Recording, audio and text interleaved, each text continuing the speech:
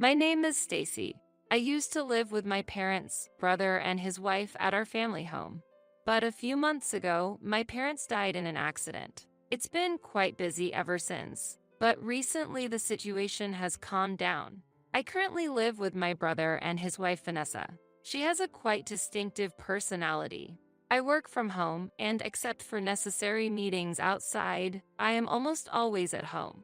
As a result, my sister-in-law considers me unemployed and often makes sarcastic remarks. Stacy, shall I help you find a job?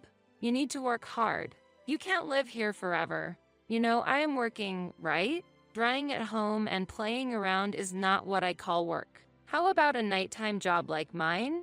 It pays well. Since you were a shut-in and not good with customer service, maybe you'd prefer working in the kitchen? The truth is, I work as an illustrator from home, but my sister-in-law perceives it as me just staying home and playing. Vanessa's family runs a fishing business and she has always helped out, so she values active jobs.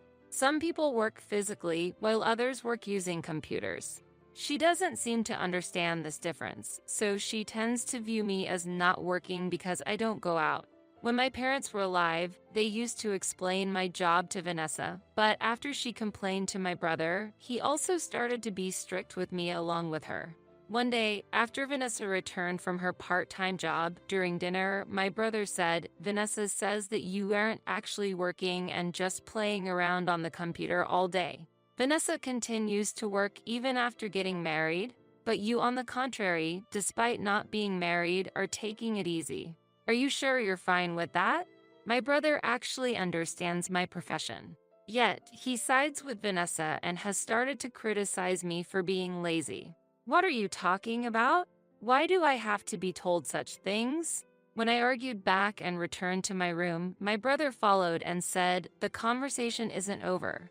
Vanessa is angry because she thinks our financial burden is increasing because you're not working. We're saving money, right?" I understand that my brother and his wife are living at our family home to save money for economic reasons. It seems Vanessa consulted with my parents, and that's how we started to live together. I heard my brother say he wanted to save as much money as possible before having children. After our parents died, I intended to ask my brother and his wife to leave the house, but my brother promised to reconsider his actions and asked to continue living together, so I agreed. Although my brother's behavior hasn't changed much, I thought it would be bearable for a while. Our house was newly built a few years ago and is quite comfortable, but it was costly. Since my parents did not have a group credit life insurance, the mortgage remained. I have taken on the mortgage payments, which are a significant burden to me, but I was planning to share the payments if we were to continue living together. However, dividing the mortgage in half would slow down my brother and his wife's savings, so I continue to pay it all by myself. I understand that, but what does my being here have to do with your inability to save money? Well, Vanessa said that. She said our food and electricity bills increase because you're here. I actually pay Vanessa my part of the living expenses. In fact, I buy my meals and do my laundry myself. It seemed that my brother did not fully understand what I was saying. Wait, Vanessa said she wasn't getting any financial help from you. But if you are making payments, why are our savings increasing? I don't know. You should ask Vanessa about that directly. There seemed to be things about their financial situation that my brother didn't understand, but I had no say in that. After hearing my words, my brother seemed to go and ask his wife about the money matters. "Hey, don't make unnecessary comments when you're unemployed, okay?" Yesterday, Ben asked me about the savings, and he also asked whether you were giving me money. Just because you're helping out a little doesn't mean you're paying for living expenses. So don't say that, okay? I haven't said anything, but it's true that I'm paying you. Why would I have to hide that from Ben? Be quiet. Ben said you told him to ask me about the savings. I managed to dodge the question, but from now on, don't talk to Ben about money matters. Why don't you mind your own business instead of other people's? With that, Vanessa left for her part-time job. I had been thinking about why Vanessa didn't want to talk about money with me, but until then, I hadn't paid much attention to it. However, from that day on, I started to feel something was off with her behavior. Especially when it came to money, she became more nervous, increased her sarcastic remarks towards me, and started to push me to move out. Hey, since you're unemployed, you don't have the funds to move out, right? How about becoming independent soon? It's your fault our financial situation is tight. I don't plan to move out, but why is that my responsibility? I'm paying you my part of the living expenses. What?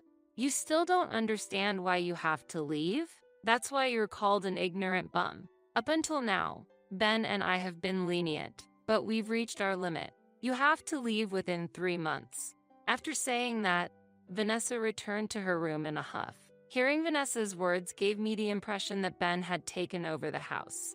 I wondered if Vanessa knew that I had inherited the house and decided to confirm with Ben. Hey, Vanessa knows this house is mine, right? For some reason, she's telling me to leave. Yeah, we discussed that. Vanessa really likes this house. It's big enough even if we have children, and it's a nice house. So, like Vanessa suggested, if you're willing to leave, we can continue living here. If that's what you guys want, I'll comply.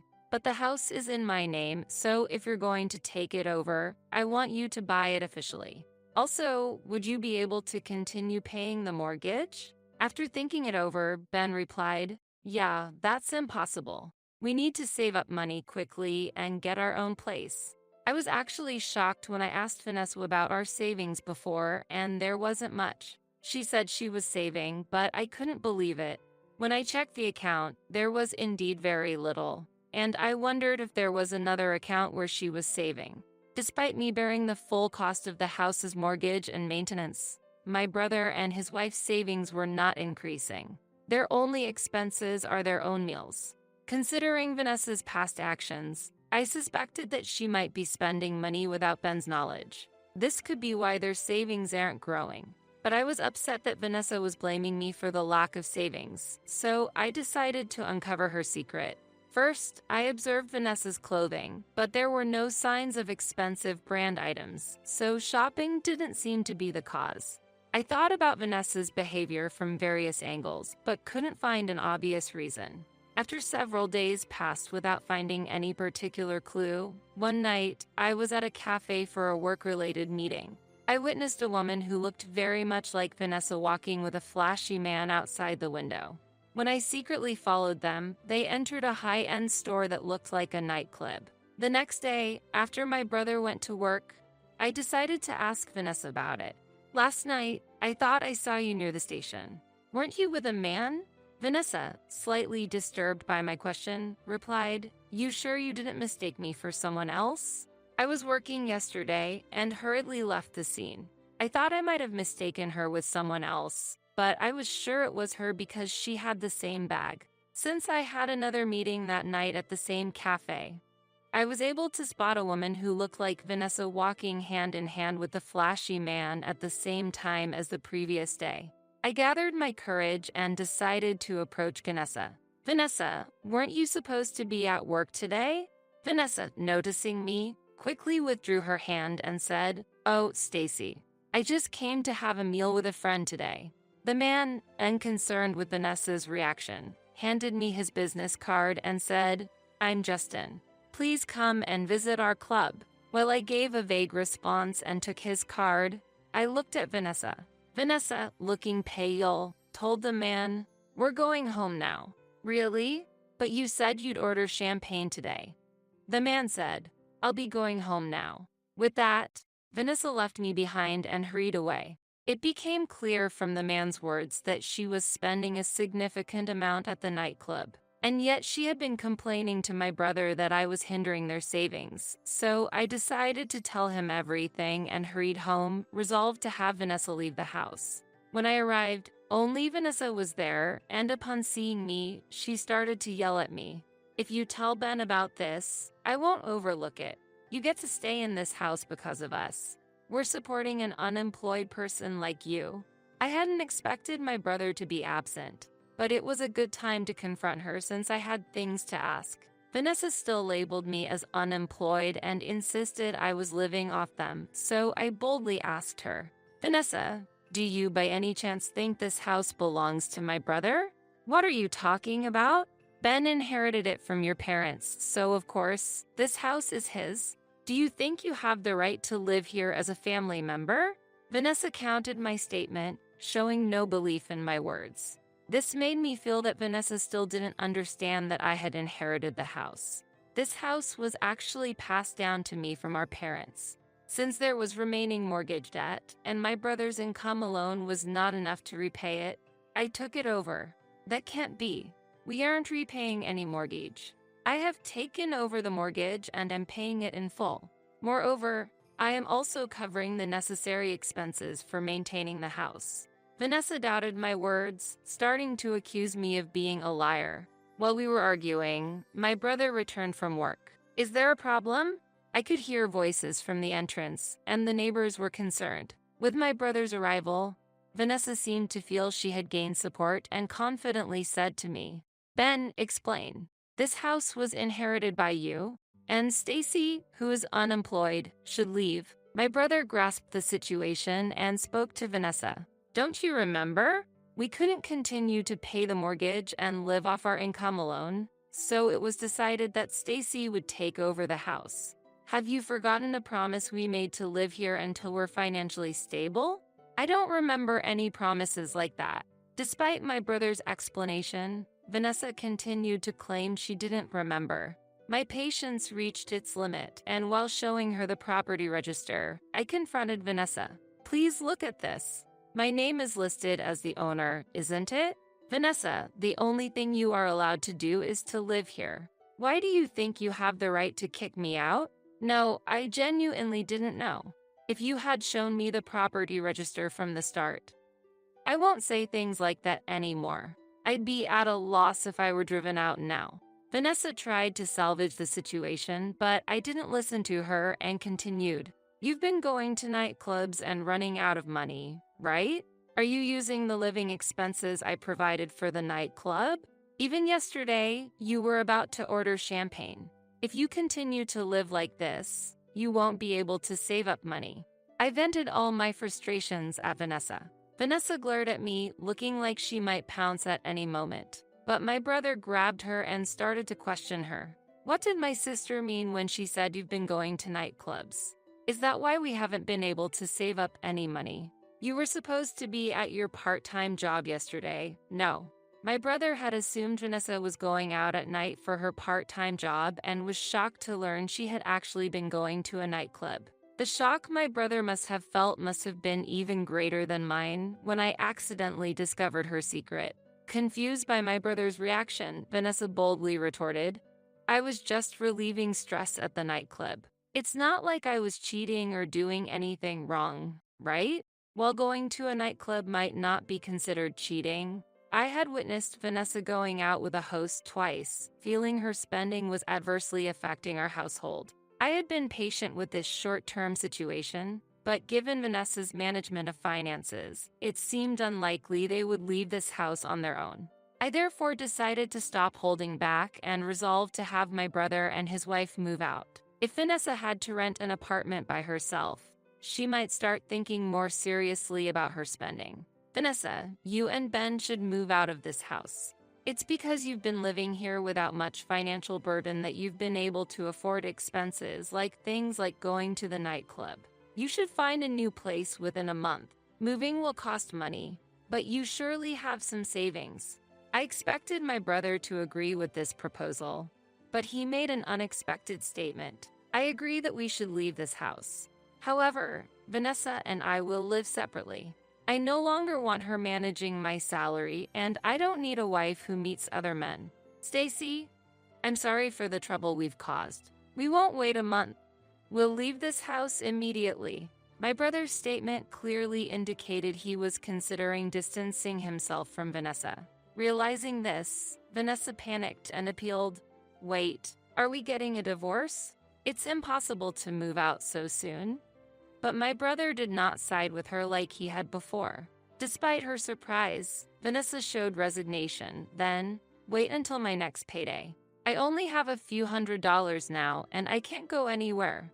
How surprising that you only have a few $100s left 2 days after payday. How much did you spend in such a short time? My brother was appalled by Vanessa's statement and seemed at a loss for words. I spent it on the nightclub payments. Oh, and I don't mind getting a divorce before payday. If we get a divorce, there will be distribution of property, right? Ben, how much did you inherit? Vanessa seemed unaware that the inheritance was not subject to distribution of property. My brother interrupted as I was about to explain. It was a considerable amount. But first, let's file for divorce tomorrow, and then we can discuss. Believing the inheritance would be divided, Vanessa was busy preparing to move away with joy. The next day, my brother and Vanessa submitted the divorce papers, and Vanessa quickly decided on a new place to live. The initial costs were partly covered by my brother's savings. Vanessa had the moving preparations and contractors arranged within a few days, and the loading had begun. When the distribution of property came up, my brother clarified the inheritance is not subject to division. Our joint savings and Vanessa's moving expenses are what you'll be getting. Vanessa's face changed rapidly from cheerful to furious, and she confronted my brother. That's not what you said. I rented that expensive apartment thinking I'd get a large sum. Plus, I've already told Justin I'd go to the club tonight because I thought I'd have a lot of money. Vanessa still intended to go to the nightclub. In response, my brother coldly replied, I did mention the amount of the inheritance, but I never said it would go to you. Seems like the movers have finished their job, so you should go to your new place quickly. Vanessa was making a scene, but neither my brother nor I were swayed, and we made her leave the house. When she continued to cause a commotion outside, I told her we would call the police, and she finally quieted down and left with the movers for her new place. After calming down, I proposed to my brother, who was preparing to move, I plan to sell this house. If you don't mind, you can stay here until I find a buyer. You'll need moving funds, right? I need to find a new place too.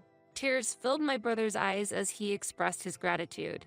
2 months later, we found a buyer for the house, and we each moved to new places. The house sold for more than the remaining mortgage, so I used the funds to buy a small condominium. The new place is far from the old one, but close to a station, and I like it. On the other hand, Vanessa was evicted for failing to pay her rent after moving and incurred debt due to continued expenses at the nightclub. I don't know where she is living now. My brother is a bit worried about Vanessa and is willing to help if she reaches out, but there has been no contact so far. My brother and I occasionally keep in touch and deepen our relationship by visiting our parents' graves together. I hope to continue visiting our parents' graves with my brother. Ideally, I'd love to someday report my marriage at our parents' grave, but that will have to wait.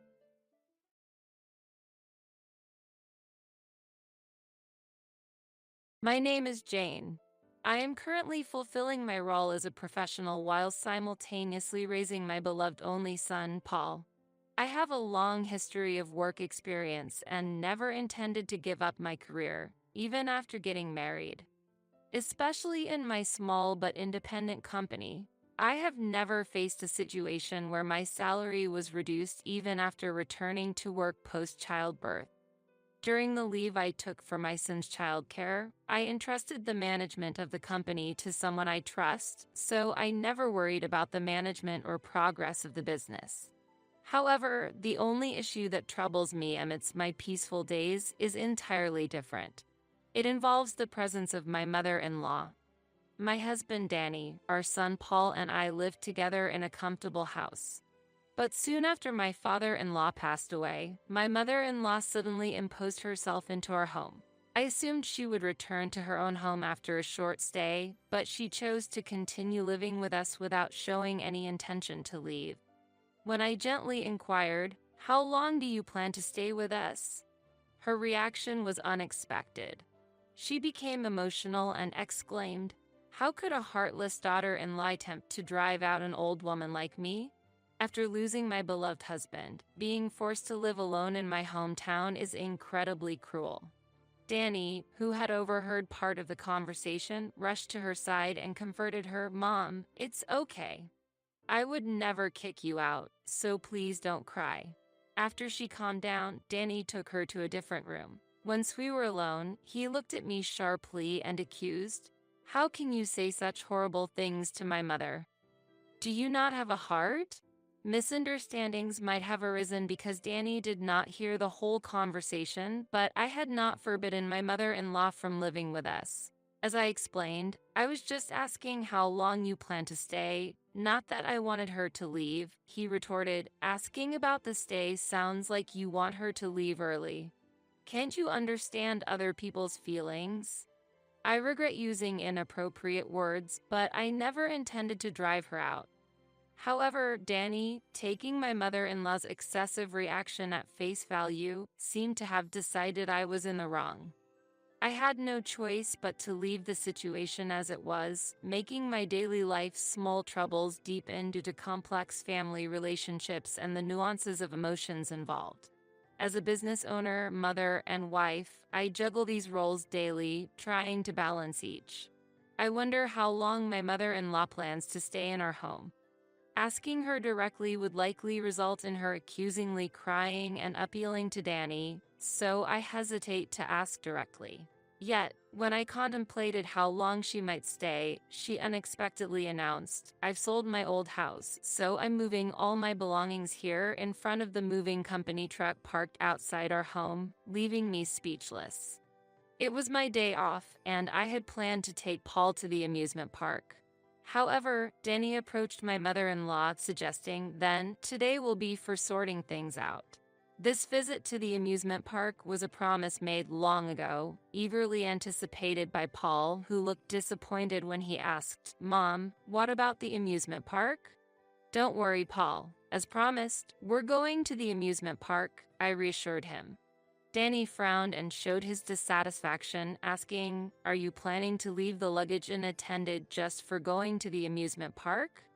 I confidently argued, "Why should we change our plan for a family visit to the amusement park, breaking a promise to our child for sorting luggage?" I find such behavior unacceptable. The visit to the amusement park had been planned weeks in advance, with all preparations made for that day. Yet, I was not informed about the move, and when told today was the day for unpacking, I prioritized the plans already set. Nevertheless, my mother-in-law began to cry exaggeratedly, claiming Jane finds living with me uncomfortable. That's why she prioritizes her child over me. Hearing this, the movers, either feeling the situation was deadlocked or tired of my mother-in-law's exaggerated performance, quietly pointed out, "Unpacking can wait. Shouldn't promises to children take priority? And did you properly inform your wife about the move?" Upon hearing the calm comment, my mother-in-law blushed and felt ashamed. Danny, witnessing this development, did not defend her but merely looked at me intently. It appeared that Danny prioritized helping his mother with the move over our planned enjoyable family visit to the amusement park. In light of this situation, I decided to take my son, Paul, to the amusement park as previously planned. Unfortunately, this choice created a noticeable distance between my husband and me. One day, my mother-in-law said to me, "Jane, would you mind staying at home on your next day off?" I asked her why. "The truth is, I want to spend time with Paul, but since you always monopolize him, I hardly get the chance to play with him," she complained. This request came about a week after she had moved into our house without permission. She probably overheard my plans to take Paul to the shopping mall on my next day off. Suddenly, she forbade me from visiting the shopping mall, asserting, "Danny, Paul, and I will go to the shopping mall, so you should stay at home." Normally, there would be an option for the whole family to go out together, but excluding me seemed very selfish. Having witnessed her previous fake crying and such behavior, I could no longer trust her words. Therefore, considering it unthinkable to leave my child with someone I couldn't trust, I suggested, "Why don't we all go out together?" Although she looked displeased, she could not directly accuse me of being mean and reluctantly agreed. At the shopping mall, I began selecting clothes for Paul as originally planned, choosing slightly larger sizes considering children's rapid growth. My mother-in-law interrupted, "Why can't you choose the right size? This is the perfect size for Paul, bringing a size that fits him right now. Even when I explained, children grow fast, she argued. When he grows, we can just buy new clothes. There's no need to save so much. I was dumbfounded by her short-sightedness. Selecting perfectly fitting clothes and buying new ones every time they become small is clearly a waste of money. We didn't have the financial leeway to spend money in such a way at our house. When I hesitated to purchase, Danny appeared and pointed out, I support the family financially. If you try to save, it makes me look stingy to others. Eventually, Danny covered the shopping expenses for my mother-in-law. Paul wore his new clothes comfortably for a while but soon complained, these clothes are too tight now, and stopped wearing the clothes chosen by my mother-in-law. She seemed to have mixed feelings about this change. Out of necessity, I passed the outgrown clothes to a colleague's mother I had befriended at the daycare. This act was well received, making me feel happy. However, the existence of the daycare seemed undesirable to my mother-in-law. Why do you need to leave Paul with others when I'm here? Moreover, continuing to work with a child is not good for their education, she criticized. I couldn't agree with this point, responding, the reality is, we can't make ends meet without my job, but she just snorted. How much do you even earn? I'm confident Danny's earnings surpass that. We can manage without your help. Besides, you're probably a burden at work anyway. It seemed possible that Danny hadn't told his mother about my role as a business owner. His occasional bragging nature might have led him to hide such an important fact, perhaps to avoid letting his mother know that his wife earns more than he does. Faced with such a situation, I was deeply disappointed. Actually, I earn more than Danny, I explained calmly yet firmly. My mother-in-law's response turned to anger. How can you say such a thing? Looking down on your own husband and boldly declaring you earn more.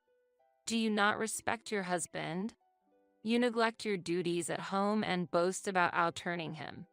Don't you have any respect for him?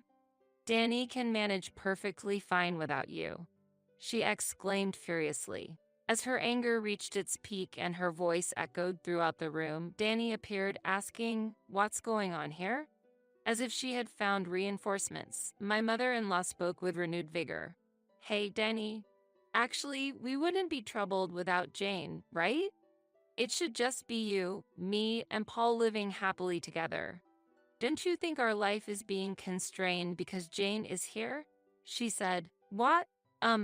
Yeah, Danny hesitantly, but eventually, showed his agreement.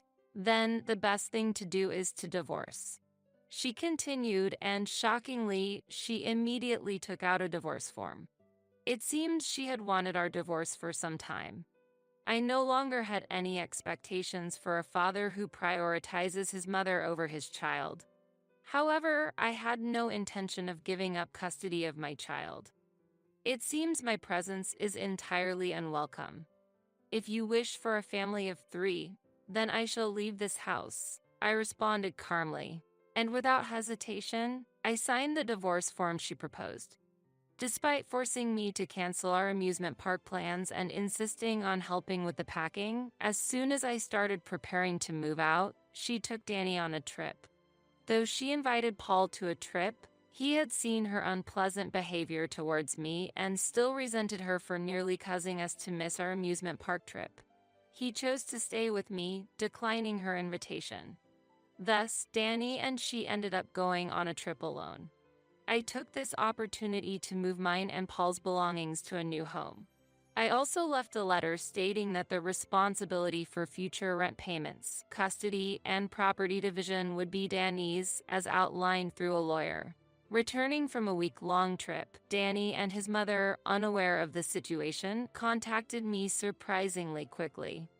Jane, why did you take Paul with you? Mom is worried. I'm supposed to have custody, aren't I? He accused. It became clear at that moment that Danny had not yet read the letter I left. Please read the letter on the living room table, I said. Danny replied, oh, Mom said she would look at it first. I've outlined that you'll be taking on $4,000 rent responsibility, that I will not transfer Paul's custody. and that we'll discuss property division through a lawyer, I explained. Rent is $4,000, he exclaimed in surprise. He knew the housing was rented and that I had been making the payments, but he was unaware of the specific amount. I couldn't believe he was unaware of the rent amount while managing our finances. Indeed, this house was a rental, costing a hefty $4,000 monthly, and initially, I was against living here. However, Danny was adamant about living in this house, and eventually, we rented it according to his wishes. As a president, you should have no problem with this level of rent, right? He said, leaving the burden to me. As a result, I ended up paying $4,000 rent monthly, with Danny covering other living expenses. However, he was careless with money and prone to spending impulsively. There was an instance at the shopping mall where, after shopping without calculating, my mother-in-law ended up short at the register and reluctantly called me for help. It seems this mother and son lack financial management skills, often spending on personal luxuries before covering living expenses. I had to cover the shortfall each time. I had savings for Paul's future and was putting my entire salary into our household, leaving me with very little personal spending money. Recently, I also had to cover the expenses and pocket money for his mother, putting us in a financially tight situation. But with the divorce finalized, I am relieved from the burden of $4,000 monthly rent. Registering the house under his name, which was done for his vanity, turned out to be fortunate. This allows me to withdraw from the financial carelessness of the two, bringing significant mental relief. There's no way I can pay that amount. You've always been paying, continue doing so, he pleaded. Why should I pay the rent for a house I no longer live in? I was driven out by your mother. The divorce is finalized, and there's no longer any connection between me and that house. Therefore, I have no obligation to pay the rent, I counted. So, please help me, Denny begged pathetically, but then it seemed his mother grabbed his phone, and her voice came through. We can pay the rent without you. Even the amount you claim to have been paying is manageable for Danny, she asserted. With a take-home pay of only $2,000, how do you plan to pay the monthly rent of $4,000? Are you going to use magic? That would be remarkable, I said sarcastically. What? Came the reply. It seemed that my mother-in-law genuinely misunderstood Danny to be financially well off, probably because she saw him paying during their shopping trips, leading her to believe he was wealthy.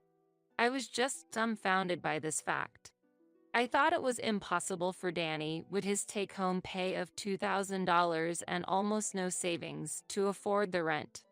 Moreover, expecting them to raise a child healthily in their financially unstable situation would be difficult.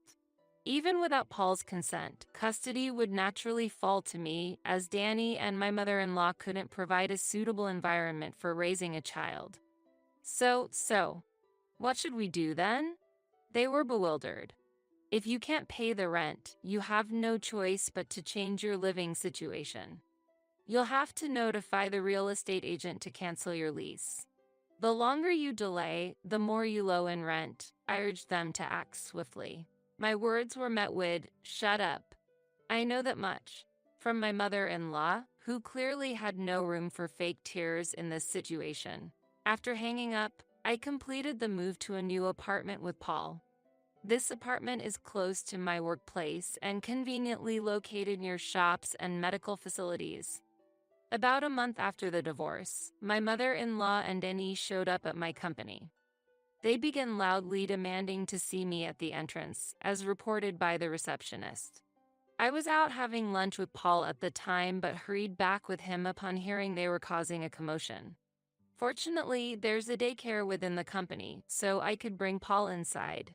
Seeing my mother-in-law and Danny waiting at the reception was a surprise. I was puzzled by their visit since the lawyer had reported they hadn't responded to our discussions. "Jane, can't you just come back home? We understand you were making the payments. Please stop being stubborn," my mother-in-law pleaded with tears, thinking her act would work on someone other than her son. She clearly intended to paint me as the villain. Witnessing her behavior, Danny joined in, What do you mean by getting a lawyer involved? This is a family matter. Surely, Paul would prefer his parents to be together. However, a father who chooses his mother over his son would only sadden the child. I sighed and replied, now that we're divorced and essentially strangers, please communicate through my legal representative for anything. Danny, realizing he wouldn't get through to me directly, turned to Paul with my mother-in-law. Hey, Paul, you want to be with your dad and grandma, right? Aren't you lonely when your mom is always busy with work?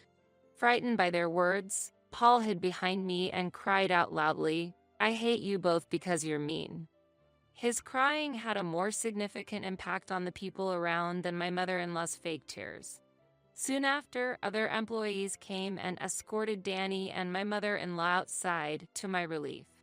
Later, after notifying them through the lawyer that any further company visits or following us would be reported to the police, they quieted down. Subsequently, Danny and my mother-in-law abandoned their $4,000 a month housing for a dilapidated apartment. Danny's fate took a darker turn as he had previously bragged about living in a luxurious home beyond our means at his workplace. Fearing the revelation of their move to a rundown apartment, he quit his job without consulting his mother, leading to her fury upon discovering his sudden job resignation. As a result, they started working to earn an income, frequently blaming each other for abandoning me and Paul, resulting in constant arguments. Despite this, they are trying to make ends meet, sending child support monthly while working hard. Meanwhile, my business is thriving, and despite the absence of his father, Paul is growing up to be a well-rounded boy. Even without an unfit father, I am determined